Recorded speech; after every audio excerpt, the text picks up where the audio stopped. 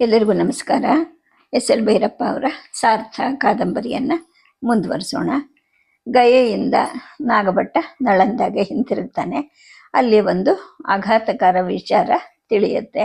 ಅದೇನು ಅಂದರೆ, ಅಲ್ಲಿದ್ದಂತಹ ಸುಮಾರು 80 ವಯಸ್ಸಿನ ವಿದ್ಯಾರ್ಥಿಯಾಗಿದ್ದ ಪ್ರಜ್ಞಾಘನರನ್ನು ಅಧ್ಯಾಪಕರು ಮತ್ತು ವಿದ್ಯಾರ್ಥಿಗಳು ಸೇರಿಕೊಂಡು ಹೊಡೆದು ಕಳಿಸಿದ್ದಾರೆ ಅಂತ. ಇದಕ್ಕೆ ಕಾರಣ ಏನು ಅಂದರೆ, ಅವರು ವೈದಿಕ ಧರ್ಮದವರು. ವೈದಿಕ ಧರ್ಮದಲ್ಲೇ ಹೆಸರಾದಂತಹ ಕುಮಾರಿಲ ಭಟ್ಟರವರು. ಈ ಕುಮಾರಿಲ ಭಟ್ಟರು ನಾಗಭಟ್ಟನ ಗುರುವಿಗೆ ಗುರುಗಳಾಗಿದ್ದಂಥವರು. ಇವರಿಗೆ ಈ ಥರ ಅಲ್ಲಿಂದ ಬಹಿಷ್ಕಾರ ಆಗಿದೆ ಅನ್ನೋ ವಿಚಾರವನ್ನು ತಿಳಿದು ನಾಗಭಟ್ಟ ನಳಂದದಿಂದ ಹೊರಗೆ ಬಂದು ಅವರನ್ನು ಹುಡುಕೋ ಪ್ರಯತ್ನ ಮಾಡಿ ಆನಂತರ ಪ್ರಯಾಗದಲ್ಲಿ ಬಂದು ಅವರನ್ನು ಭೇಟಿಯಾಗ್ತಾರೆ. ಅಲ್ಲಿ ಮತ್ತೊಂದು ಆಘಾತಕಾರ ವಿಚಾರ ತಿಳಿಯುತ್ತೆ. ಅದೇನು ಅಂದರೆ, ವೈದಿಕ ಧರ್ಮವನ್ನು ಬಿಟ್ಟು ಹೋಗಿದ್ದು ಮತ್ತು ಅಲ್ಲಿ ಬೌದ್ಧ ಧರ್ಮವನ್ನು ಅದರ ತಿರುಳನ್ನು ಹೇಳ್ಕೊಂಡಂತಹ ಗುರುಗೂ ಕೂಡ ಮೋಸ ಮಾಡಿದ್ದು. ಹಾಗಾಗಿ ಗುರುದ್ರೋಹ ಮತ್ತು ಧರ್ಮದ್ರೋಹ ಎರಡು ಮಾಡಿರೋದ್ರಿಂದ ತಾನು ಪ್ರಾಯಶ್ಚಿತ್ತ ಮಾಡ್ಕೋಬೇಕು ಅಂದ್ಬಿಟ್ಟು ಈ ಕುಮಾರಿಲ ಭಟ್ಟರು ಸುಮಾರು 5 ಗಾಡಿಯಷ್ಟು ಭತ್ತದ ಹೊಟ್ಟನ್ನು ತಂದು ಹಾಕ್ಕೊಂಡಿರ್ತಾರೆ. ಅದರಲ್ಲಿ ತಮ್ಮನ್ನು ತಾವು ಹೂತ್ಕೊಂಡು ಬೆಂಕಿ ಹೊತ್ತಿಸ್ಕೊಂಡು ತಮ್ಮ ಪ್ರಾಣವನ್ನು ನೀಗಬೇಕು ಅಂತೇಳಿ ಸಿದ್ಧರಾಗಿರ್ತಾರೆ. ಈ ವಿಚಾರ ಎಲ್ಲ ಶಿಷ್ಯರಿಂದ ಗೊತ್ತಾಗತ್ತೆ. ಕಥೆಯನ್ನು ಇಲ್ಲಿಗೆ ನಿಲ್ಲಿಸಿದ್ದೆ. ಮುಂದಕ್ಕೆ ಹೋಗೋಣ. ನಾನು ಮತ್ತು ಭೂಮಭಟ್ಟರು ಮತ್ತೆ ಮಾತಾಡಲಿಲ್ಲ. 1 ವರ್ಷ ಕಷ್ಟಪಟ್ಟು ನಲಂದದಲ್ಲಿ ಬೌದ್ಧ ತರ್ಕದ ರಹಸ್ಯವನ್ನೆಲ್ಲ ಕಲಿತು ಬಂದದ್ದನ್ನೆಲ್ಲ ಅವರು ಹೀಗೆ ಬೆಂಕಿ ಪಾಲು ಮಾಡ್ಕೋತಾ ಇದ್ದಾರೆ. ಅದರ ಬದಲು ಇಡೀ ಭರತಖಂಡದಲ್ಲಿ ಇನ್ನೊಂದು ಸುತ್ತು ದಿಗ್ವಿಜಯ ಮಾಡಿ ಬರಬಹುದು. ಇದಕ್ಕಿದ್ದ ಹಾಗೆ ಅವರ ಜೀವನ ಉತ್ಸಾಹ ಕುಸಿತಾ ಅನ್ನೋ ಒಂದು ಪ್ರಶ್ನೆ ನನ್ನಲ್ಲಿ ಹುಟ್ಕೊಂತು. ಇಂತಹ ಹಲವು ದಿಗ್ವಿಜಯ ಯಾತ್ರೆಗಳನ್ನು ಮಾಡಿರೋ ಇವ್ರಿಗೆ ಅದೇನು ಹೊಸ್ತು ಅಲ್ಲ ಅಲ್ವಾ ಅನ್ನೋ ಒಂದು ಉತ್ತರನೂ ನನ್ನ ಮನಸ್ಸಲ್ಲೇ ಮೂಡ್ಕೊಂತು. ಗುರುಗಳು ಬೆಳಗ್ಗೆ ಎದ್ದು ಸಂಗಮದಲ್ಲಿ ಸ್ನಾನ ಮಾಡಿ ಬಂದರು. ಶಿಷ್ಯರ ಜೊತೆ ಕೂತು ನಿತ್ಯ ಹೋಮ ಮಾಡಿದ್ರು. ಆನಂತರ ಪ್ರಾಯಶ್ಚಿತ ಕರ್ಮ ಮಾಡಿ 3ನೇ ದಿನ ತುಷಾನದಲ್ಲಿ ಬೆಂದು ಸಾಯೋ ಸಂಕಲ್ಪವನ್ನು ಹೇಳಬೇಕು. ಮುಂದಿನ 3 ದಿನವೂ ಉಪವಾಸ ಇರಬೇಕು ಅನ್ನೋ ಒಂದು ವಿಧಾನವನ್ನು ಭೂಮದೇವರು ನನಗೆ ಹೇಳಿದ್ರು. ಆಗ ನನಗೆ ಒಂದು ಮಾತು ಹೊಳಿತು. ಬಾಗಿಲ ಹತ್ರ ಕೂತ್ಕೊಂಡು ಯಜ್ಞಶಾಲೆಯಲ್ಲಿ ನಡೀತಿದ್ದ ಹೋಮಕರ್ಮವನ್ನು ನಿರೀಕ್ಷಿಸ್ತಾ ಇದ್ದವನು ಹೊಸ್ತಲು ದಾಟಿ ಒಳಗೆ ಬಂದೆ. ಸಾಷ್ಟಾಂಗ ನಮಸ್ಕಾರ ಮಾಡಿದೆ. ತಾವು ಸಂಕಲ್ಪ ಪಠಣ ಮಾಡೋಕ್ಕೆ ಮೊದಲು ಈ ಆಜ್ಞಾ ಪ್ರಶಿಷ್ಯನ ಒಂದು ಆಜ್ಞಾ ನುಡಿಯನ್ನು ಆಲಿಸ್ಬೇಕು ಅಂತ ಅಂದೆ. ಅವರು ಶಾಂತರಾಗೇನೆ ಹೇಳು ಅಂದರು.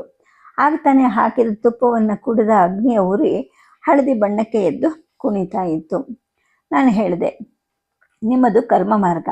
ಕರ್ಮ ಅಂದರೆ ಕ್ರಿಯಾಪ್ರಧಾನ, ಅಂದರೆ ನೀತಿ ಕರ್ತವ್ಯ ಶುದ್ಧಿಗಳೇ ಪರಮವಾದವು.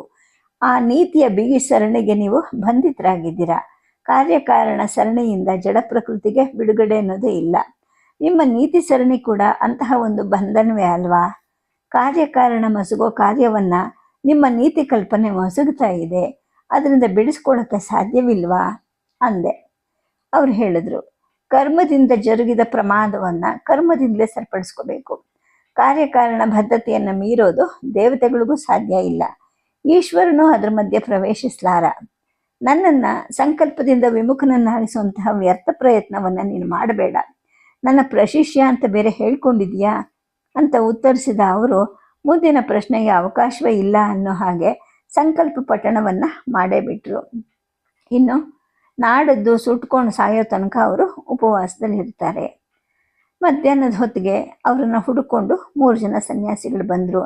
ಒಬ್ಬರು ಸುಮಾರು 50 ಕಳೆದವರು, ಇನ್ನೊಬ್ಬರು 40 ದಾಟಿದವರು, ಕೊನೆಯವ್ರಿಗೆ ಬಹುಶಃ 24-25 ಇರಬಹುದು. 50 ಕಳೆದವರು ಗುರು, ಉಳಿದಿಬ್ಬರು ಶಿಷ್ಯರು ಅಂತ ನಾನು ಭಾವಿಸ್ದೆ. ಆದರೆ 50-40 ಕಳೆದ ಇಬ್ಬರು ಮುಂದೆ ಬಂದು ಆಶ್ರಮದ ಸೂರು ಕಟ್ಟಿನ ಕೆಳಗೆ ನಿಂತ್ಕೊಂಡ್ರು. ಕುಮಾರಿಲ ಭಟ್ಟಾಚಾರ್ಯರ ಆಶ್ರಮ ಇದೇನಾ ಅಂತ ಕೇಳಿದ್ರು. ಜಗಲಿ ಮೇಲೆ ಕೂತಿದ್ದ ನಾನು ಎದ್ದು ನಿಂತು ಹೌದು ಅಂದೆ. ಗೋವಿಂದ ಭಗವತ್ಪಾದರ ಶಿಷ್ಯರು, ಅದ್ವೈತ ಸಿದ್ಧಾಂತ ಪ್ರವರ್ತಕರು, ಜ್ಞಾನ ಮಾರ್ಗಿಗಳು ಆದಂತಹ ಶಂಕರಾಚಾರ್ಯ ಯತಿಗಳು ಕರ್ಮ ಮಾರ್ಗ ಪ್ರವರ್ತಕರಾದ ಭಟ್ಟಾಚಾರ್ಯರ ಜೊತೆಗೆ ವಾದಾಪೇಕ್ಷೆಗಳಾಗಿ ಬಂದಿದ್ದಾರೆ. ವಾದಿಸುವಂತಹ ಶಕ್ತಿ ಇದ್ದರೆ ಆಹ್ವಾನವನ್ನು ಸ್ವೀಕರಿಸಬಹುದು ಅಂದರು. ಹೀಗೆ ಹೇಳಿದವರು 50 ದಾಟಿದವರು ಅವರು ಡಂಗುರ ಸಾರುವಂತಹ ಸ್ವರದಲ್ಲೇ ಹೇಳ್ತಾ ಇದ್ರು. ಇಬ್ಬರು ಶಿಷ್ಯರ ಹೆಗಲ ಗಂಟಲಲ್ಲೂ ಕೂಡ ದಪ್ಪ ತಾಳೆಗರಿಗಳ ಗ್ರಂಥಗಳಿದ್ದಿದ್ದು ಕಾಣಿಸ್ತಿತ್ತು. ಸುಮಾರು 20 ಹೆಜ್ಜೆ ಹಿಂದೆ ನಿಂತಹ ತರುಣ ಯತಿಯ ಹೆಗಲಿಗೆ ಸಿಕ್ಕಿಸಿದ್ದ ಗಂಟಲು ಕೂಡ ಗ್ರಂಥಗಳೇ ಇವೆ ಅಂತ ಅದರ ಆಕೃತಿಯಿಂದಲೇ ನಾನು ಊಹಿಸಿದೆ. ಡಂಗೂರದಂತಹ ಈ ಸ್ವರವನ್ನು ಕೇಳಿದ ತಕ್ಷಣ ಒಳಗಿಂದ ಭೂಮದೇವರು ಓಡಿ ಬಂದರು. ಮೂವರು ಯತಿಗಳನ್ನು ಅವಲೋಕಿಸಿದ ಕ್ಷಣಾರ್ಧದಲ್ಲೇ ಅವರಲ್ಲಿ ಯಾರು ಅನ್ನೋ ಗ್ರಹಿಕೆ ಅವ್ರಿಗೆ ಆಯಿತು ಅನಿಸುತ್ತೆ. ಯತಿಗಳಿಗೆ ಸ್ವಾಗತ, ಮಧ್ಯಾಹ್ನ ಆಗಿದೆ, ನದಿಯಲ್ಲಿ ಸ್ನಾನ ಮಾಡಿ ಬನ್ನಿ, ಭೋಜನವಾದ ನಂತರ ಮಾತಾಡಬಹುದು. ಪೂಜ್ಯ ಭಟ್ಟಾಚಾರ್ಯರು ಅಗ್ನಿ ಕಾರ್ಯದಲ್ಲಿ ನಿರತರಾಗಿದ್ದಾರೆ, ನಾನು ಅವರ ಶಿಷ್ಯರಾದಂತಹ ಭೂಮದೇವ ಭಟ್ಟ ಅಂತ ಅಂದರು. ಮೂವರು ಯತಿಗಳು ತಮ್ಮ ತಮ್ಮ ಗಂಟುಗಳನ್ನು ಜಗಲಿ ಮೇಲಿಟ್ಟರು. ಇವುಗಳಲ್ಲಿ ಅಮೂಲ್ಯ ಗ್ರಂಥಗಳಿವೆ, ಎಚ್ಚರಿಕೆ ಅಂತ ಹೇಳಿಬಿಟ್ಟು ಸ್ನಾನಕ್ಕೆ ಸಂಗಮಕ್ಕೆ ಹೋದರು. ಅವರು ಹಿಂತಿರುಗಿ ಬಂದ ಮೇಲೆ ಭೂಮದೇವರು ಅವರುಗಳನ್ನು ಉಪಚರಿಸಿದ್ರು. ಅರ್ಘ್ಯ ಪಾದ್ಯಗಳನ್ನು ಕೊಟ್ಟು ಆನಂತರ ಭೋಜನ ಭಿಕ್ಷೆ ನೀಡಿದ್ರು. ಭಿಕ್ಷೆ ಸ್ವೀಕರಿಸಿ ಮೂವರು ಯತಿಗಳು ಜಗಲಿ ಮೇಲೆ ಕೂತ ನಂತರ ಭೂಮದೇವರು ಅವರ ಎದುರಿನ ಕಂಬದ ಹತ್ರ ಕೂತರು. ಗುರುಗಳು ಆತ್ಮಹತ್ಯೆಗೆ ಸಂಕಲ್ಪ ಮಾಡಿರೋದನ್ನ ಹಿನ್ನೆಲೆ ಜೊತೆ ವಿವರಿಸಿ ಅವರು ಈಗ ಯಜ್ಞಶಾಲೆಯಲ್ಲಿದ್ದಾರೆ, ತುಷಾನಲ ಪ್ರವೇಶ ಮಾಡಲಿಕ್ಕೆ ನಾಳದ್ದು ಗ್ರಹಣ ಹಿಡಿದಾಗ ಮಾತ್ರ ಹೊರಗೆ ಬರ್ತಾರೆ. ಈ ಅವಧಿಯಲ್ಲಿ ಅವರು ವಾದ ಮಾಡ್ತಾರೋ ಇಲ್ವೋ ತಿಳಿಯುದು. ಒಬ್ಬ ಯತಿಯು ವಾದಾಪೇಕ್ಷಿಗಳಾಗಿ ತಮ್ಮ ಇಬ್ಬರು ಶಿಷ್ಯರ ಜೊತೆ ಬಂದಿದ್ದಾರೆ ಅಂತ ಹೇಳಿದ್ದೀನಿ, ಅವರಿಗೆ ಭೋಜನ ಸತ್ಕಾರ ಮಾಡು ಅಂತ ಅವ್ರಂದ್ರು. ಅದು ಈಗ ಮುಗೀತು ಅಂತ ಹೋಗಿ ಹೇಳಿ ಬರ್ತೀನಿ ಅಂತ ಹೇಳಿ ಸೂರ್ಯನಿಂದ ಬಲಕ್ಕೆ ತಿರುಗಿ ಯಜ್ಞಶಾಲೆ ಕಡೆಗೆ ಹೋದರು. ಹಿಂತಿರುಗಿ ಬಂದರು. ಶಾಸ್ತ್ರಾರ್ಥವನ್ನು ಆರಂಭಿಸಿದ್ರೆ ಎಷ್ಟು ದಿನ ಆಗುತ್ತೋ ಗೊತ್ತಿಲ್ಲ. ನಾಳದ್ದು ಅವರು ಅಗ್ನಿಗೆ ಒಪ್ಪಿಸ್ಕೊಳ್ಳೋದ್ರಿಂದ ಅದಕ್ಕೆ ಮಧ್ಯ ವಿಘ್ನ ಆಗುತ್ತೆ. ಅಲ್ಲದೆ ಪ್ರಾಯಶ್ಚಿತ ಕಾಲದಲ್ಲಿ ಮನಸ್ಸು ವಾಗ್ವಾದದಂತಹ ಅನ್ಯ ವಿಷಯದಲ್ಲಿ ತೊಡಗಬಾರದು. ಆದ್ದರಿಂದ ತಾವು ಅವ್ರ ಜೊತೆಗೆ ಕುಶಲ ಸಂಭಾಷಣೆಯನ್ನು ಮಾತ್ರ ಮಾಡಬಹುದು. ಯಜ್ಞಶಾಲೆಗೆ ದಯಮಾಡಿಸಿ ಅಂತ ಹೇಳಿಬಿಟ್ಟು 3 ಜನನನ್ನು ಕರ್ಕೊಂಡು ಹೋದರು. ನಾನು ಅವ್ರ ಹಿಂದೆ ಹೋಗಿ ನಿಂತ್ಕೊಂಡೆ. ಅಲ್ಲಿದ್ದಂತಹ ಸೋಮದೇವ ಮತ್ತು ಇಂದ್ರನಾಥರು ಎದ್ದು ನಿಂತು ಯತಿತ್ರೇಯರಿಗೆ ನಮಸ್ಕರಿಸಿದ್ರು. ಭಟ್ಟಾಚಾರ್ಯರು ಎದ್ದು ಅಭಿವಾದನೆ ಮಾಡಿ ಆಸನಗಳನ್ನು ತೋರಿಸಿ ಶಂಕರಾಚಾರ್ಯರು ಕೂತ ನಂತರ ತಾವು ಕೂತ್ಕೊಂಡ್ರು. ಅಗ್ನಿ ಪ್ರಜ್ವಲಿಸ್ತಾನೇ ಇತ್ತು. ಒಳಗೆಲ್ಲ ಹೋಮದ ಕನಗು ತುಂಬಿತ್ತು. ಅವರ ಇಬ್ಬರು ಶಿಷ್ಯರು ಕೂಡ ನಿಂತಿದ್ರು. ನಾನು ಸ್ವಲ್ಪ ದೂರದಲ್ಲಿ ಕಂಬದ ಹತ್ರ ನಿಂತಿದ್ದೆ. ತಾವು 5 ವರ್ಷಗಳ ಹಿಂದೆ ಕಾಶಿಗೆ ಬಂದು ಕೆಲವು ತಿಂಗಳಿದ್ರಂತೆ. ಅಲ್ಲಿ ವಾಗ್ವಾದ ಮಾಡ್ತಿದ್ದು ಆನಂತರ ಬದರಿಕಾಶ್ರಮದ ಕಡೆಗೆ ಹೋದ್ರಂತೆ. ಆ ಯತಿಗಳು ತಾವೇ ಅಂತ ಭಾವಿಸ್ತೀನಿ ಅಂತ ಹೇಳಿದ್ರು. ಆಗ ಬಂದವರು ಹೇಳಿದ್ರು, ಹೌದು, ಬದ್ರಿಯಲ್ಲಿ ಕೂತು ಬಾದರಾಯಣರ ಬ್ರಹ್ಮಸೂತ್ರಗಳಿಗೆ ಭಾಷ್ಯವನ್ನು ಬರೆದೆ. ಅದರ 3 ಪ್ರತಿಗಳನ್ನು ಇಲ್ಲಿಗೆ ತಂದಿದ್ದೀನಿ. ತಾವು ಒಂದನ್ನು ಓದಿ ಅದರ ಮೇಲೆ ವಾರ್ತಿಕೆಗಳನ್ನು ಬರೆದ್ರೆ ನನ್ನ ಭಾಷ್ಯಕ್ಕೆ ಗಟ್ಟಿ ನೆಲೆ ಸಿಗುತ್ತೆ ಅನ್ನೋ ಭರವಸೆಯಿಂದ ಇಲ್ಲಿಗೆ ಬಂದೆ ಅಂದರು. ಮೊದಲು ಶಾಸ್ತ್ರಾರ್ಥದಲ್ಲಿ ನನ್ನನ್ನು ಸೋಲಿಸಿ ನಿಮ್ಮ ವಿಚಾರಕ್ಕೆ ತಿರುಗಿಸಿ ಆನಂತರ ಅದಕ್ಕನುಸಾರವಾಗಿ ವಾರ್ತಿಕೆಯನ್ನು ಬರೆಸೋದು ನಿಮ್ಮ ಉದ್ದೇಶ ಅಂತ ಕಾಣುತ್ತೆ ಅಂತ ಭಟ್ಟಾಚಾರ್ಯರು ಮುಗುಳ್ನಕರು. ಆಗ ಬಂದವರು ಹೇಳಿದ್ರು, ಮಹಾಮೇಧಾವಿಗಳು ಜ್ಞಾನ ಉದ್ದರು ಆದಂತಹ ಕುಮಾರಿಲ ಭಟ್ಟರ ಊಹೆಯನ್ನು ಅಲ್ಗಳೆಯೋ ಇಚ್ಛೆ ನನಗಿಲ್ಲ ಅಂತ. ಅವರೇನೆ ತರುಣ ಯತಿಗಳಾಗಿದ್ದರು. ಮಂದಹಾಸದಿಂದಲೇ ಅವ್ರನ್ನ ಮಾರು ನೋಡಿದ್ರು. ತಲೆ ಬೋಳಿಸ್ಕೊಂಡಿದ್ರು ಕೂಡ ಆತ ಸುಂದರ ವ್ಯಕ್ತಿ. 25 ಮುಟ್ಟಿದ್ದಾರೋ ಇಲ್ಲವೋ ಅನ್ನೋಂತಹ ಮುಖಲಕ್ಷಣ ಇತ್ತು. ಶಾಸ್ತ್ರಾರ್ಥವಾಗಿದ್ದರೆ ತಮ್ಮ ಭಾಷ್ಯಕ್ಕೆ ನಾನು ವಾರ್ತಿಕೆಗಳನ್ನು ಬರೆಯೋದು ಅಥವಾ ತಾವೇ ತಮ್ಮ ಭಾಷ್ಯವನ್ನು ಆಮೂಲಾಗ್ರವಾಗಿ ತಿದ್ದಿ ಬರೆಯೋದು ಏನಾದರೂ ಆಗಬಹುದಿತ್ತು. ಆದರೆ ನಾಳದ್ದು ಬೆಳಗ್ಗೆ ಗ್ರಹಣ ಹಿಡಿದ ನಂತರ ನಾನು ಇಲ್ಲಿರೋದಿಲ್ಲ. ವಿರುದ್ಧ ಮಾರ್ಗಿಗಳ ಜೊತೆಗೆ ವಾದ ಮಾಡಿ ಗೆಲ್ಲೋ ತನಕ ನಮ್ಮ ಮತದಲ್ಲಿ ನಮಗೆ ನಂಬಿಕೆ ಪೂರ್ಣ ಆಗೋದಿಲ್ಲ, ಲೋಕನು ಸ್ವೀಕರಿಸೋದಿಲ್ಲ. ಕರ್ಮ ಮಾರ್ಗದ ಗೌಣತೆಯನ್ನು ಸ್ಥಾಪಿಸೋಕ್ಕೆ ತಾವು ನನ್ನನ್ನು ಹುಡುಕೊಂಡು ಬಂದಿರೋದನ್ನು ತಾವು ನನಗೆ ತೋರಿಸಿರೋ ಗೌರವ ಅಂತ ಭಾವಿಸ್ತೀನಿ. ಈ ಮಾರ್ಗದಲ್ಲಿ ನನ್ನ ಜೊತೆಗೆ ವಾಕ್ಯಾರ್ಥಕ್ಕೆ ತಕ್ಕ ಇನ್ನೊಬ್ಬ ವ್ಯಕ್ತಿ ಅಂದರೆ ಮಾಹಿಷ್ಮತಿ ನಗರದಲ್ಲಿರುವಂತಹ ಮಂಡನ ಮಿಶ್ರ ಪಂಡಿತರು. ನನ್ನ ವಿದ್ಯಾರ್ಥಿಯಾಗಿದ್ದವರು. ವಿಧಿ ವಿವೇಕ, ಭಾವನಾ ವಿವೇಕ, ವಿಭ್ರಮ ವಿವೇಕ, ಮೀಮಾಂಸ ಸೂತ್ರಾನುಕ್ರಮಣಿ ಎನ್ನುವಂತಹ ವಿದ್ವತ್ಪೂರ್ಣ ಗ್ರಂಥಗಳನ್ನು ರಚಿಸಿದ್ದಾರೆ. ತಾವು ನೇರವಾಗಿ ಅಲ್ಲಿಗೆ ಹೋಗ್ರಿ. ಅವರನ್ನು ಗೆದ್ದರೆ ಇಡೀ ವೈದಿಕ ಜಗತ್ತಿನಲ್ಲಿ ನಿಮ್ಮ ಪಕ್ಷವೇ ಪ್ರತಿಷ್ಠಾಪಿತವಾಗುತ್ತೆ. ಸೋತ್ರೆ ವೈದಿಕ ಪರಂಪರೆ ಸರಿಯಾದ ಪಾತ್ರದಲ್ಲಿ ಹರಿಯುತ್ತೆ ಅಂತ ಅಂದರು. ನನ್ನ ಪಕ್ಷ ಯಾವುದು ಅನ್ನೋ ಪರಿಚಯ ನಿಮಗಿದೆಯಾ ಅಂತ ಶಂಕರರು ಕೇಳಿದ್ರು. ತಾವು ಗೋವಿಂದ ಭಗವತ್ಪಾದರ ಶಿಷ್ಯರು ಅಂತ ನಮ್ಮ ಶಿಷ್ಯರು ಘೋಷಿಸಿದ್ದು ನನ್ನ ಕಿವಿಗೂ ಬಿತ್ತು. ತಮ್ಮ ಗುರುಗಳು ಗೌಡಪಾದ ಪರಂಪರೆಯವರಲ್ವಾ, ತಾವು ಆ ದಾರಿಲೇ ಮುಂದುವರಿದಿರಬಹುದು ಅಥವಾ ಹೊಸ ತಿರುವು ಕೊಟ್ಟಿರಬಹುದು ಅಂತ ಊಹಿಸ್ತೀನಿ ಅಂತ ಭಟ್ಟಾಚಾರ್ಯರು ಹೇಳಿದರು. ತಮ್ಮಂತಹ ಬಹುಶ್ರುತರು ಜ್ಞಾನ ಸಂಪಾದನೆಗಾಗಿ ಮತಾಂತರ ವೇಷಾಂತರಗಳನ್ನು ಮಾಡಿದ ಸಾಹಸಿಗಳು ಹೀಗೆ ತಮ್ಮನ್ನು ತಾವು ಶಿಕ್ಷಿಸ್ಕೊಳ್ಳೋದು ಅಜ್ಞಾನದ ಲಕ್ಷಣ. ಪಾಪ ಅಜ್ಞಾನಜನ್ಯ, ಅದನ್ನು ದಹಿಸೋ ಶಕ್ತಿ ಜ್ಞಾನಕ್ಕೆ ಮಾತ್ರ ಇದೆ. ಕಟ್ಟಿಗೆಯಿಂದ ಉತ್ಪನ್ನ ಆಗುವಂತಹ ಬೆಂಕಿಗೆ ಇಲ್ಲ. ಇದನ್ನು ತಾವು ಅರ್ಥ ಮಾಡಿಕೊಂಡ್ರೆ ಈಗ ಮಾಡಿರೋ ಸಂಕಲ್ಪವನ್ನು ಸುಟ್ಟು ಮೇಲೆದ್ದು ಬರಬಹುದು. ಆನಂತರ ಶಾಸ್ತ್ರಾರ್ಥದಲ್ಲಿ ನನ್ನನ್ನು ಸೋಲಿಸಬಹುದು ಅಂತ ಶಂಕರರು ಹೇಳಿದರು. ತರುಣ ಯತಿಯ ಈ ಮಾತು ನನಗೆ ಮೆಚ್ಚುಗೆ ಆಯಿತು. ತಮ್ಮ ಗುರುಗಳ ಹತ್ರ ನಿಂತಿದ್ದ ಭೂಮದೇವ, ಸೋಮದೇವ, ಇಂದ್ರನಾಥರಿಗೂ ಮೆಚ್ಚುಗೆ ಆಯಿತು ಅಂತ ಅವರ ಮುಖದಲ್ಲಿ ಮೂಡಿದ್ದ ಭರವಸೆ ಗೆರೆಗಳಿಂದಲೇ ನನಗೆ ಅರ್ಥ ಆಯಿತು. ಆದರೆ ಭಟ್ಟಾಚಾರ್ಯರು ಸಂದೇಹಕ್ಕೆ ಆಸ್ಪದವಿಲ್ಲದ ಧ್ವನಿಯಲ್ಲಿ ಹೇಳಿದ್ರು, ಈ ಮಾತಿನ ಮುಖಾಂತರ ನನ್ನನ್ನು ಶಾಸ್ತ್ರಾರ್ಥಕ್ಕೆ ತೊಡಗಿಸೋದು ತಮ್ಮ ಹಂಚಿಕೆನೇ ಆಗಿದ್ರೆ ತಾವು ಸಫಲರಾಗೋದಿಲ್ಲ. ಮನುಷ್ಯ ತಾನು ಮಾಡಿದ ಕರ್ಮಕ್ಕೆ ತಾನೇ ಹೊಣೆ. ಕರ್ಮ ಫಲವನ್ನು ಭೋಗಿಸೇ ತೀರಿಸಬೇಕು. ಪ್ರಾಯಶ್ಚಿತ್ತದಿಂದ ತೊಡೆದುಕೊಳ್ಬೇಕು. ಈಶ್ವರ, ನ್ಯಾಯಾಧೀಶ, ಯಮಧರ್ಮ ಮೊದಲಾದವರು ಶಿಕ್ಷೆಯನ್ನು ಕೊಡಲಿ, ಅದುವರೆಗೂ ನಾನು ಸ್ವತಂತ್ರ ಅಂತ ಭಾವಿಸದೆ ತನ್ನ ತಪ್ಪನ್ನು ತಾನೇ ಗ್ರಹಿಸಿಕೊಂಡು ತಾನೇ ಶಿಕ್ಷೆ ಕೊಟ್ಕೊಂಡು ಶುದ್ಧ ಆಗೋವನೇ ನೈತಿಕ ಶಕ್ತಿ ಇರುವಂತಹ ವ್ಯಕ್ತಿಯಾಗ್ತಾನೆ. ನೈತಿಕ ಶಿಥಿಲತೆಯ ಹೊಣೆಯನ್ನು ಜ್ಞಾನ ಅಜ್ಞಾನಗಳ ಮೇಲೆ ಹೇರೋದು ಒಂದು ರೀತಿಯ ಪಲಾಯನವೇ ಆಗುತ್ತೆ. ಇದಕ್ಕಿಂತ ಹೆಚ್ಚು ಚರ್ಚೆಗೆ ಇಳಿಯೋಕ್ಕೆ ನನಗೆ ಇಷ್ಟ ಇಲ್ಲ. ತಾವು ದೂರದಿಂದ ನಡೆದು ಬಂದಿದ್ದೀರಾ, ಈ ದಿನ ಪೂರ್ತಿ ಇಲ್ಲಿದ್ದು ವಿಶ್ರಾಂತಿ ಪಡೆದು ಪ್ರಯಾಣ ಮಾಡಿ ಅಂತ ಭಟ್ಟಾಚಾರ್ಯರು ಹೇಳಿದರು. ಇನ್ನು ಮುಂದಿನ ಮಾತಿಗೆ ಅಲ್ಲಿ ಅವಕಾಶವೇ ಇರಲಿಲ್ಲ. ತರುಣಯತಿ ಕೆಲ ಹೊತ್ತು ಮೌನವಾಗಿ ಕೂತಿದ್ರು. ಕುಮಾರಿಲರು ಅಗ್ನಿ ಕಡೆಗೆ ತಿರುಗಿ ಕೂತ್ಬಿಟ್ರು. ಆನಂತರ ತರುಣಯತಿಗಳು ಎದ್ದು ನಿಂತರು.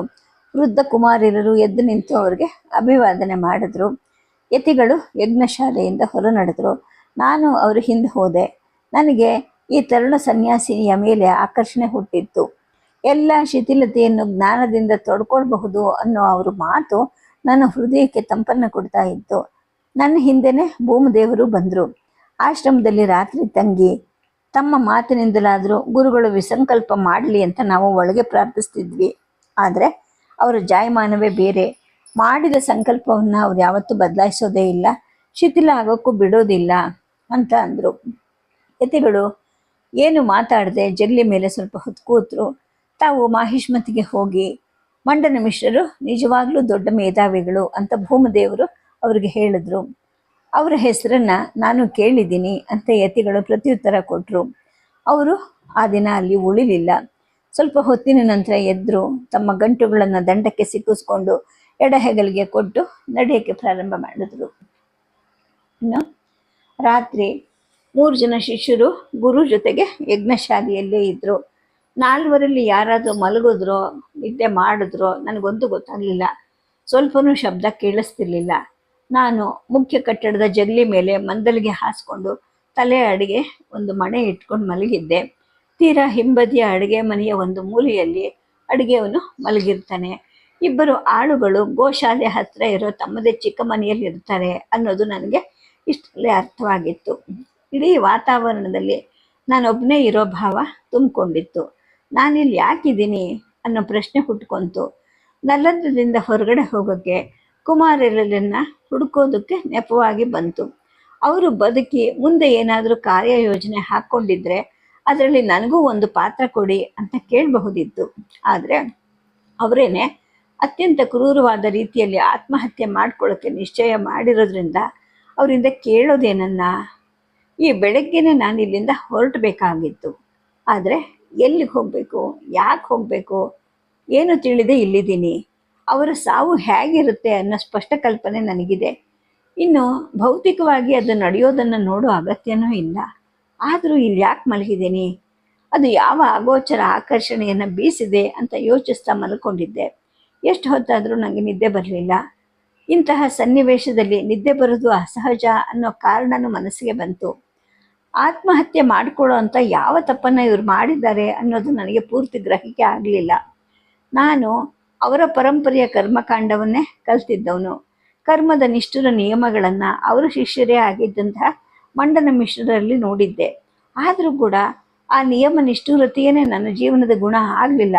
ನಾನು ಮಾಡಿರೋ ಅವೈದಿಕ ಕಾರ್ಯಗಳನ್ನು ಪರಿಗಣಿಸಿದ್ರೆ ಅವ್ರ ಹಾಗೆ ಒಂದು ಸಲ ಅಲ್ಲ 100 ಸಲ ಭತ್ತದ ಹೊಟ್ಟೆಲಿ ಸುಟ್ಕೊಂಡು ಸಾಯಬೇಕು. ನಾನು ತಾಂತ್ರಿಕನಾಗಿ ತಿನ್ನಬಾರದನ್ನು ತಿಂದೆ, ಮಾಡಬಾರದನ್ನು ಮಾಡದೆ, ವೈದಿಕ ನೀತಿ ನಿಯಮಗಳನ್ನೆಲ್ಲ ಬಿಸಾಡದೆ, ಆನಂತರ ಮನಸ್ಸಿನಲ್ಲೇ ನಾಸ್ತಿಕ ಬೌದ್ಧ ಧರ್ಮವನ್ನು ಸ್ವೀಕರಿಸಿದೆ. ಗಯೆಗೆ ಹೋಗಿದ್ರೂ ಕೂಡ ಮಾತಾಪಿತೃಗಳಿಗೆ ಶ್ರಾದ್ದ ಮಾಡಲಿಲ್ಲ. ಹೆತ್ತ ತಾಯಿಗೆ ಒಂದು ಸಲನೂ ಪಿಂಡ ಪ್ರದಾನ ಮಾಡಲಿ ಪಿಶಾಚತ್ವವನ್ನು ಕಳಿಸ್ಲಿಲ್ಲ. ಇವನ್ನೆಲ್ಲ ಲೆಕ್ಕ ಹಾಕಿದ್ರೆ ನನಗೆ 1000 ಸಲ ತುಷಾನಲ ಶಿಕ್ಷೆ ಆಗಬೇಕು. ವೇದ ವಿರೋಧಿಗಳ ತರ್ಕಾಸ್ತ್ರಗಳನ್ನು ಸಂಪಾದಿಸೋ ಕೆಲಸದಲ್ಲಿ ವೇದದ ಅಂತಸತ್ಯವನ್ನು ನಂಬದ ಕೆಲಸ ಮಾಡಿದ್ದೀನಿ. ತಿಳುವಳಿಕೆ ತಪ್ಪಿದ ಕೆಲಸಕ್ಕೆ ಅವರು ತಮಗೆ ತಾವೇ ಅಂತ ಶಿಕ್ಷೆ ವಿಧಿಸ್ಕೊಂಡಿರುವಾಗ ನನ್ನ ಆತ್ಮಕಥೆಯನ್ನು ಸಂಪೂರ್ಣವಾಗಿ ನಿವೇದಿಸಿದರೆ ನನಗಿನ್ನೆಂತಹ ಪ್ರಾಯಶ್ಚಿತ್ತವನ್ನು ಅವರು ಸೂಚಿಸಬಹುದು? ಭಯ ಆಗೋಕ್ಕೆ ಪ್ರಾರಂಭ ಆಯಿತು ನನಗೆ. ಕುಮಾರಿಲ ಭಟ್ಟರಿಗೆ ಅನ್ಯ ಮನವನ್ನು ಪ್ರವೇಶ ಮಾಡೋ ಶಕ್ತಿ ಇಲ್ವಾ? ಈಗಾಗಲೇ ಅವರು ನನ್ನ ಮನಸ್ಸು ಮತ್ತು ಚರಿತ್ರೆಯನ್ನು ತಿಳ್ಕೊಂಡಿರಬಹುದಲ್ವಾ ಅನ್ನೋ ಒಂದು ಶಂಕೆ ಹುಟ್ಟಿತು.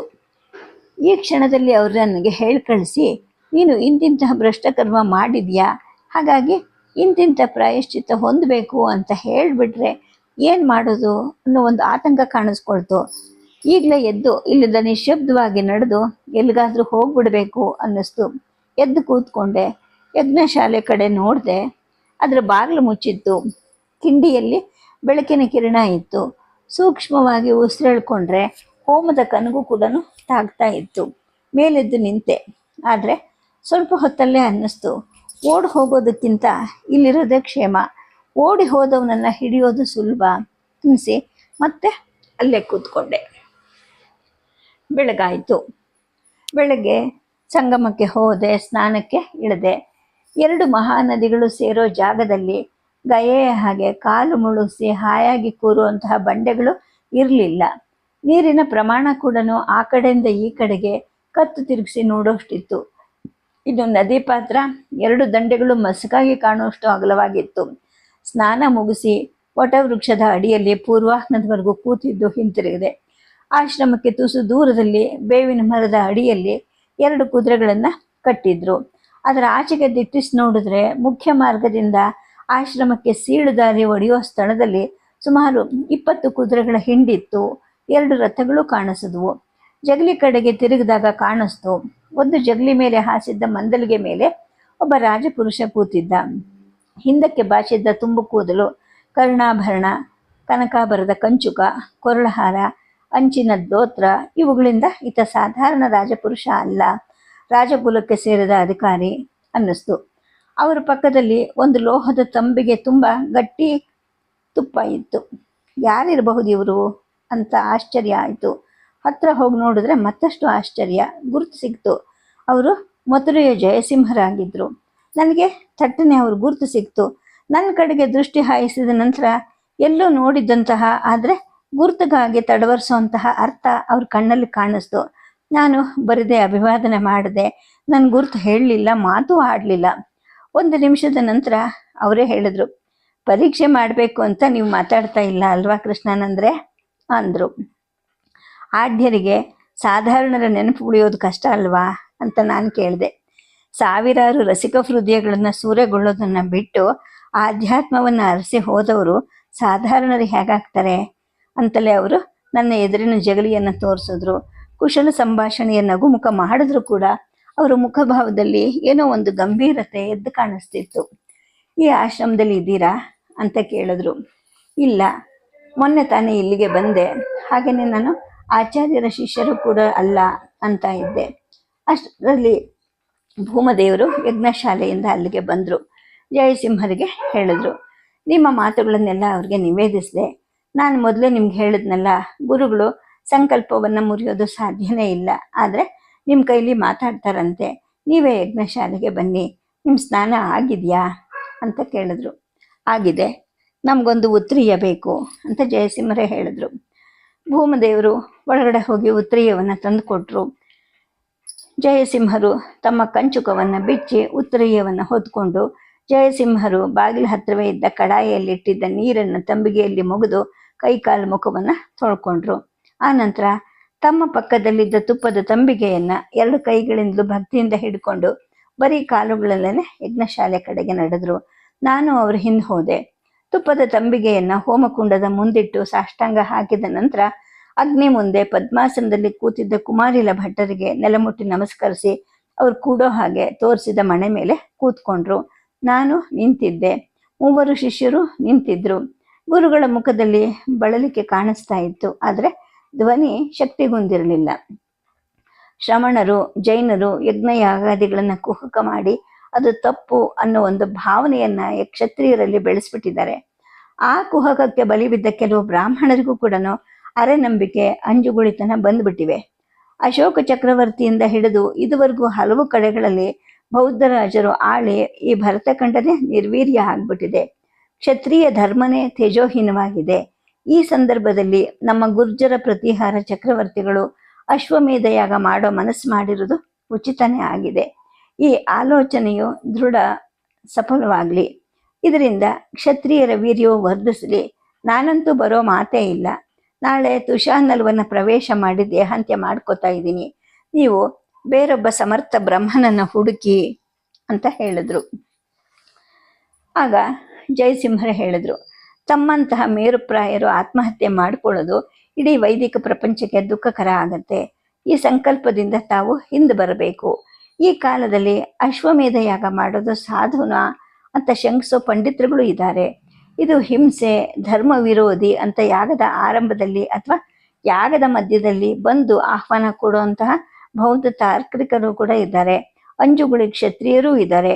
ಅವರಿಗೆಲ್ಲ ಶಾಸ್ತ್ರಾಧಾರ ಮತ್ತು ಅದರ ಅರ್ಥವನ್ನ ಸ್ಫುಟವಾಗಿ ವಿವರಿಸಿ ಬಾಯಿ ಮುಚ್ಚಿಸೋಕ್ಕೆ ಸಮರ್ಥರಾದ ಬ್ರಹ್ಮರು ತಮ್ಮನ್ನು ಬಿಟ್ಟರೆ ಬೇರೆ ಯಾರೂ ಇಲ್ಲ.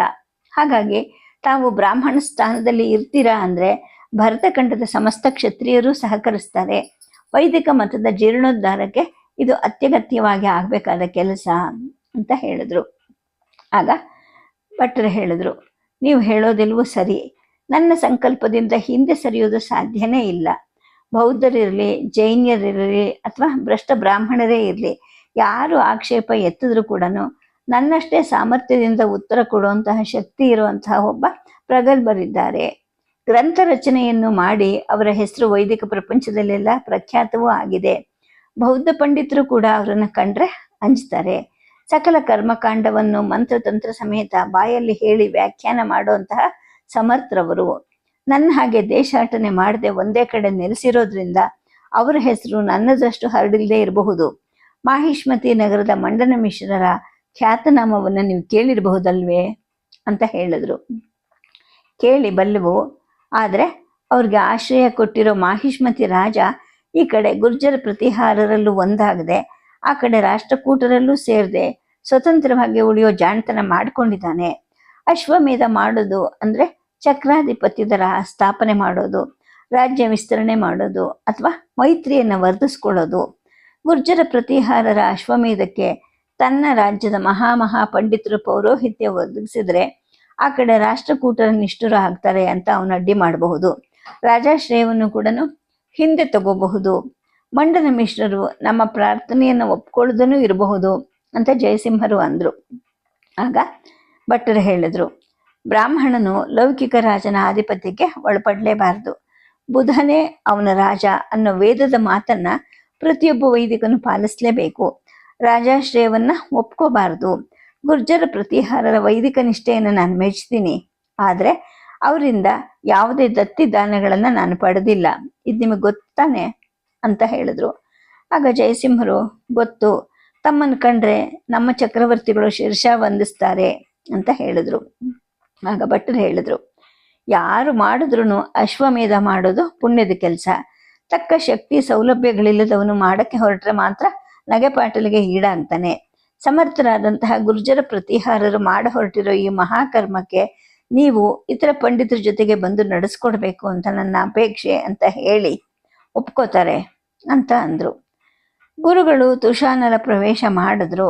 ಈ ರಾಜದೂತರು ಕಾರ್ಯ ಸಾಧನೆಗಾಗಿ ಅವ್ರ ಹೆಸರು ಬಳಸಿ ಸುಳ್ಳು ಹೇಳ್ತಾರೆ ಅಂತ ಅವ್ರು ತಿಳಿದ್ರೆ ಅಂತ ಜಯಸಿಂಹರು ಕೇಳಿದ್ರು. ಹೌದಲ್ವಾ ಅಂತ ತಮ್ಮ ಮೂವರು ಶಿಷ್ಯರ ಕಡೆಗೂ ನೋಡಿದ್ರು ಭಟ್ರು. ಅವ್ರು ಹೇಳಿದ್ರು, ಅವ್ರಿಗೆ ಇವರು ಯಾರ ಪ್ರತ್ಯಕ್ಷ ಪರಿಚಯನೂ ಇಲ್ಲ. ಅಲ್ಲಿ ಕಂಬದ ಹತ್ರ ನಿಂತಿದ್ರಲ್ಲ ನಾಗಭಟ್ರು, ಅವರು ನೇರ ಶಿಷ್ಯರು, ಅವ್ರನ್ನ ಕರ್ಕೊಂಡು ಹೋಗಿ, ಅವರೇ ಸಾಕ್ಷಿ, ನೀವು ಆಡೋ ಮಾತನ್ನ ಅವರೇ ಆಡ್ಲಿ ಅಂತ ಅಂದ್ರು. ಜಯಸಿಂಹರು ಈಗ ಯಾವುದೇ ವಾದವನ್ನ ಮಾಡಲಿಲ್ಲ. ಮಾತು ಬೆಳೆಸುವಂತಹ ಅಥವಾ ಅನ್ಯ ವಿಷಯಗಳು ಕೂಡ ಆ ಸನ್ನಿವೇಶದಲ್ಲಿ ಇರಲಿಲ್ಲ. ಗುರುಗಳನ್ನ ಇನ್ನೂ ಮಾತಾಡಿಸಿ ದಣಿಸೋ ಪಾಪಕ್ಕೆ ಗುರಿ ಆಗ್ಲಾರೆ ಅಂತ ಅಂದ್ರು. ನಿಮ್ಮ ಯಾಗ ವಿಧಿಪೂರ್ವಕವಾಗಿ ನಡೆದು ಸಮಸ್ತ ಭರತಖಂಡದಲ್ಲಿ ವೈದಿಕ ಧರ್ಮ ನೆಲೆಸಲಿ ಅಂತ ಕೈ ಎತ್ತಿ ಆಶೀರ್ವಾದ ಮಾಡಿದ್ರು. ಮೇಲೆದ್ದು ಹೋಮಕುಂಡಕ್ಕೂ ಗುರುಗಳಿಗೂ ನಮಸ್ಕರಿಸಿ ಗುರುಗಳು ಕೊಟ್ಟಂತಹ ಹೋಮಕುಂಡದ ಭಸ್ಮವನ್ನು ಹಣೆಗಿಟ್ಕೊಂಡು ಜಯಸಿಂಹರು ಹೊರಗೆ ಬಂದರು. ನಾನು ಅವರ ಹಿಂದೆ ಬಂದೆ. ನಮ್ಮ ಹಿಂದೆನೆ ಭೂಮದೇವರು ಬಂದರು. ಪಾಕ ಸಿದ್ಧವಾಗಿದೆ, ಭೋಜನ ಮಾಡ್ಕೊಂಡು ಹೋಗಬೇಕು ಅಂತ ಅಂದರು. ಆಗ ಜಯಸಿಂಹರ ಹೇಳಿದ್ರು, ನಮ್ಮ ಅಂಗರಕ್ಷಕರು ಅರ್ಧ ಕ್ರೋಶ ದೂರದಲ್ಲಿ ಬಿಡಾರ ಬಿಟ್ಟು ಅಡುಗೆ ಮಾಡ್ತಾ ಇದ್ದಾರೆ, ಅಲ್ಲಿಗೆ ಹೋಗ್ತೀವಿ ಅಂತ. ಆಗ ಭೂಮಭಟ್ರು ಹೇಳಿದ್ರು, ಮಧ್ಯಾಹ್ನ ಆಶ್ರಮಕ್ಕೆ ಬಂದು ಊಟ ಮಾಡದೆ ಹೋಗಬಾರ್ದು ಅಂತ. ಜಯಸಿಂಹರು ಮತ್ತು ನಾನು ಊಟಕ್ಕೆ ಕೂತ್ವಿ. ಅಡುಗೆಯನ್ನು ಬಡಿಸ್ದ. ಭೂಮದೇವರು ಉಪಚಾರ ಹೇಳಿದ್ರು. ಇಲ್ಲಿ ಯಾವ ಊಟದಲ್ಲೂ ತ್ಯಾಗ ಅಥವಾ ಬಡತನ ಇರಲಿಲ್ಲ. ನೈವೇದ್ಯ ರೂಪವಾಗಿ ಅಗ್ನಿಗೆ ಅರ್ಪಿಸಕ್ಕೆ ಮಾಡಿದ ಅಡುಗೆ ಅದು. ಸಮೃದ್ಧವಾಗಿ ಹಾಲು ತುಪ್ಪಗಳನ್ನು ಬೆರೆಸಿದ್ದ ಪಾಯಸ ಇತ್ತು. ತೋವೆ, ಶಾಲಿಯಾನ್ನ, ದದ್ಯಾನ್ನಗಳಿದ್ವು. ಜಯಸಿಂಹರ ಮನೆಯಲ್ಲಿ ಊಟ ಮಾಡಿದ್ದ ನನಗೆ ಬೆಳ್ಳಿ ಬಂಗಾರದ ತಟ್ಟೆಗಳನ್ನು ಬಿಟ್ಟರೆ ಭೋಜನ ಸಮೃದ್ಧಿಯಲ್ಲಿ ಇದು ತೀರಾ ಕಡಿಮೆ ಅಲ್ಲ ಅನ್ನೋ ಒಂದು ಹೋಲಿಕೆನೂ ಈಗ ಬಂತು. ಭೋಜನವಾದ ನಂತರ ಜಯಸಿಂಹರು ನನ್ನ ಕೈಲಿ ಹೇಳಿದ್ರು, ಗುರುಗಳ ಆದೇಶ ಕೇಳಿದ್ರಲ್ಲ, ನಮ್ಮ ಜೊತೆ ನಡೀರಿ, ನಮ್ಮವ್ರದ್ದೆಲ್ಲ ಊಟ ಆದಮೇಲೆ ರಥದಲ್ಲಿ ಪ್ರಯಾಣ ಮಾಡೋಣ ಅಂತ. ಆ ನಂತರ ಅವರೇ ಹೇಳಿದ್ರು, ಕ್ರೂರವಾದರೂ ಕೂಡ ತುಷಾನಲ ಪ್ರವೇಶವನ್ನು ನೋಡೋ ಕುತೂಹಲ ಇದೆ, ಇದ್ಬಿಟ್ಟು ನಾಳೆ ಹೋಗೋಣ ಅಂದರು. ನಾನು ಅವ್ರ ಜೊತೆಗೆ ಅವ್ರ ಬಿಡಾರಕ್ಕೆ ಹೋದೆ. ತಮ್ಮ ಊಟ ಆಗಿರೋದ್ರಿಂದ ಎಲ್ಲರೂ ಊಟ ಮಾಡಬೇಕು ಅಂತ ಅವರು ಹೇಳಿದ ನಂತರ ನಾವಿಬ್ಬರು ಅವರ ಡೇರೆಯಲ್ಲೇ ಕೂತವು. ನಾನು ನಲಂದದಲ್ಲಿದ್ದ ಹಿನ್ನೆಲೆಯನ್ನು ಹೇಳಿ ಅಲ್ಲಿ ಗುರುಗಳಿಗಾಗಿದ್ದ ಅನುಭವವನ್ನು ವಿವರಿಸಿದೆ. ಭೂಮದೇವ ಪಂಡಿತರು ಸೂಕ್ಷ್ಮದಲ್ಲಿ ಇದೆಲ್ಲ ಹೇಳಿದ್ರಾದ್ರೂ ಇಷ್ಟೆಲ್ಲ ತಿಳಿದಿರಲಿಲ್ಲ ನನಗೆ. ನಾವು ಮಾಡೋಕ್ಕೆ ಹೊರಟಿರೋ ಅಶ್ವಮೇಧದ ಮಹತ್ವ ಅರ್ಥ ಆಗಬೇಕಾದ್ರೆ ಭರತಖಂಡದ ಒಳಗೆ ಹೊರಗೆ ಮತ್ತು ದಡದಲ್ಲಿ ಆಗ್ತಾ ಇರೋ ವಿದ್ಯಮಾನವನ್ನು ತಿಳಿಬೇಕು.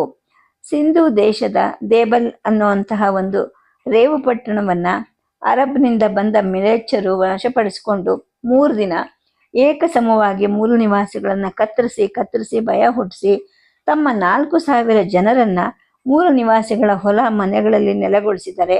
ಅವರ ಮತದ ಒಂದು ದೊಡ್ಡ ಪ್ರಾರ್ಥನಾ ಮಂದಿರವನ್ನು ಕಟ್ಟಿದ್ದಾರೆ. ಅಲ್ಲಿಂದ ಮುಂದೆ ನೆರೂನ್ ಅನ್ನೋ ಒಂದು ಊರನ್ನು ವಶಪಡಿಸ್ಕೊಳ್ಳೋಕ್ಕೆ ಈ ಮ್ಲೇಚ್ಛ ಸೈನಿಕರು ನುಗ್ಗಿದ್ರಂತೆ ಅಂತ ಹೇಳಿಬಿಟ್ಟು ಅವರು ಹೇಳಿ ಮಾತಾಡ್ತಾ ಇದ್ರು. ಸದ್ಯಕ್ಕೆ ಕಥೆಯನ್ನು ನಿಲ್ಲಿಸ್ತೀನಿ. ನಮಸ್ಕಾರ.